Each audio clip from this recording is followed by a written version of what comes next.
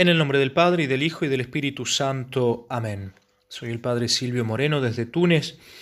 Hoy, en este 2 de abril, el sábado cuarto de Cuaresma, vamos a meditar el Evangelio de San Juan, capítulo 7, versículo 40 al 53.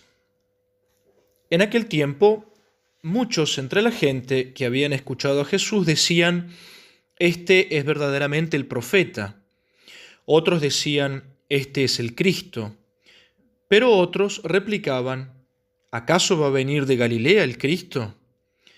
¿No dice la Escritura que el Cristo vendrá de la descendencia de David y de Belén, el pueblo de donde era David?». Se originó, pues, una discusión entre la gente a causa de él.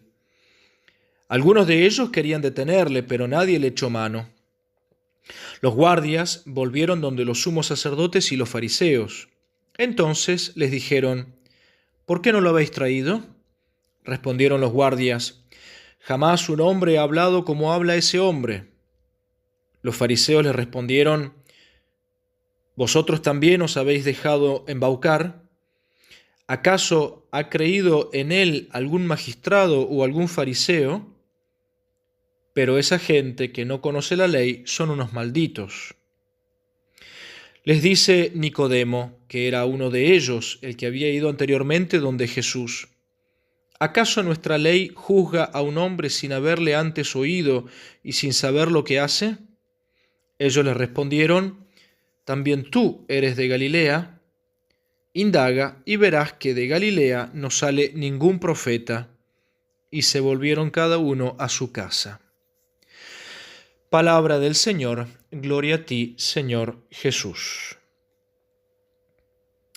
Hoy, en el Evangelio que acabamos de proclamar, se nos presenta una página realmente muy interesante y muy rica del Evangelio de San Juan, con esa descripción y esos diálogos que son propios del evangelista San Juan, y creo que de algún modo también nos introduce o nos puede ayudar a introducirnos de a poco al misterio de la pasión que se acerca, porque ya aquí estamos viendo justamente un Cristo que suscita la discusión, a un hombre que es signo de contradicción, justamente, lo que hablaremos ahora, y un hombre que está siendo buscado, está siendo perseguido, y por lo tanto eso finalmente es el anuncio de lo que después pasará concretamente, es decir, su pasión, su muerte.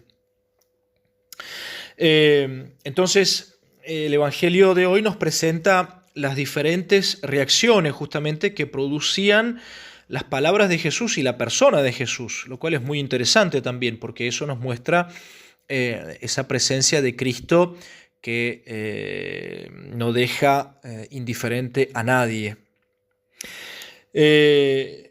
Justamente Cristo, como decía recién, es un signo de contradicción, es lo que es el cumplimiento en definitiva de la promesa de Simeón, el anciano Simeón, que le había anunciado a la Virgen María: este niño va a ser un signo de contradicción.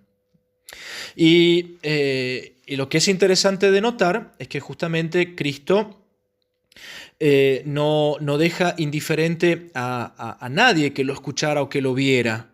No había gente que podía decir, bueno, no pasaba completamente indiferente, no se sabía. No, Cristo se sabía cuando estaba en un lugar.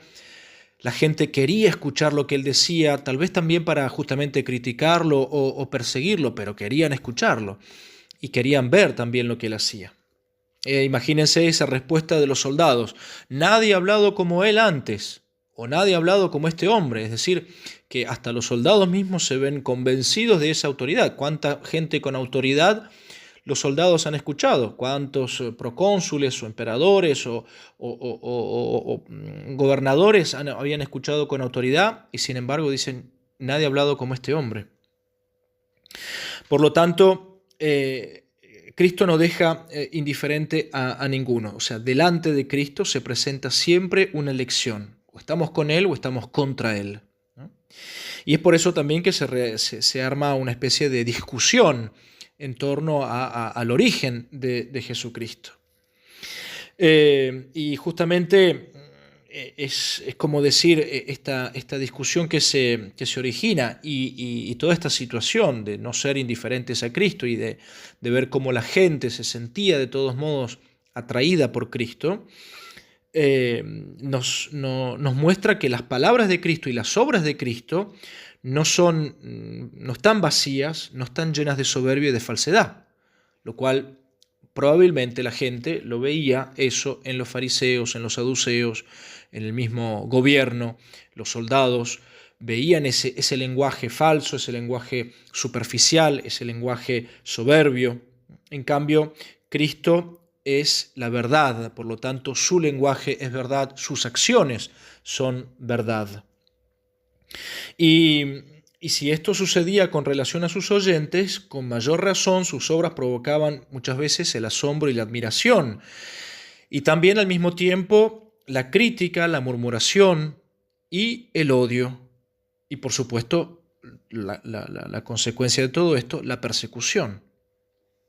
Jesucristo justamente habla con un lenguaje de caridad, de amor. Aún inclusive en sus frases más duras, siempre hay una caridad que está en el fondo, es decir, está hablando para salvar a los hombres, por amor de los hombres.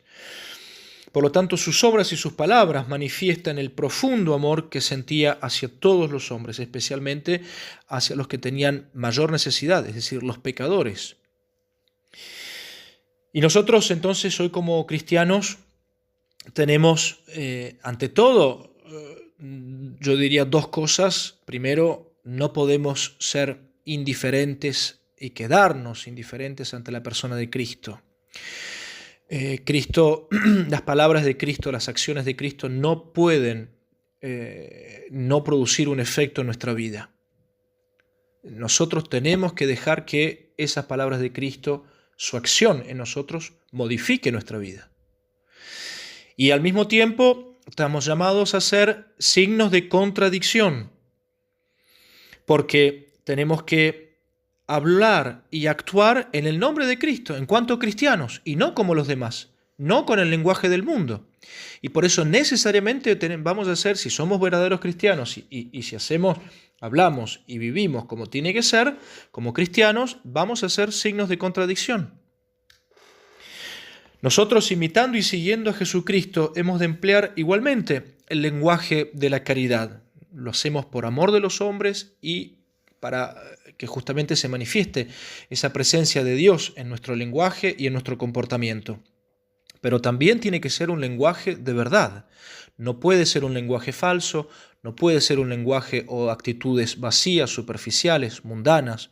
Tiene que ser un lenguaje y una actitud de vida cristiana sincera, profunda y sobre todo de verdad. Es justamente lo que San Agustín, él decía, ¿no? El amor verdadero consiste en vivir adheridos a la verdad. Cristo es la verdad, su lenguaje es verdad, su vida, sus acciones son verdad. Por lo tanto, el amor verdadero consiste en vivir adheridos a la verdad. Porque lo que no se ama por sí mismo, continúa San Agustín, no se puede amar.